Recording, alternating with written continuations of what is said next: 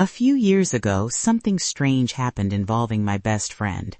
I was 15 at the time, and one night I stayed over at his house. After watching a bunch of scary movies, we were looking for something exciting to do. Near his neighborhood, there was a block of old houses that had been completely abandoned.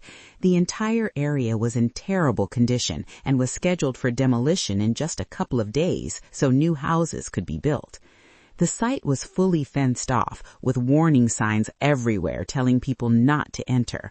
All the houses were boarded up tightly, with planks covering doors and windows so no one could get inside. Even though it was clearly off limits, we decided to take a walk around the area and see it for ourselves. We were also hoping to take a few interesting photos. My friend knew of a place where we could get close enough to look inside. When we got there, everything looked completely sealed off, just as expected. Every window and door was blocked with wooden boards. It seemed impossible for anyone to enter any of the buildings. While walking around, we noticed one house where a window on the upper floor was not properly boarded up. There was a small gap, and through it we could see inside one of the rooms. We decided to take a photograph of that window using a digital camera, then left the area afterward. Later that night, we went back to review the pictures we had taken. Everything looked normal at first, but when we reached the photo of the window, something immediately felt wrong.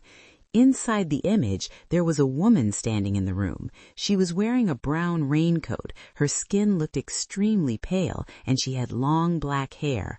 Her expression appeared very sad and unsettling. What made it even more disturbing was that neither of us remembered seeing any woman when we took the photo. We were certain the building had been completely sealed off, with no visible way for anyone to get inside. Confused and uneasy, we returned to the abandoned site the next day to check again.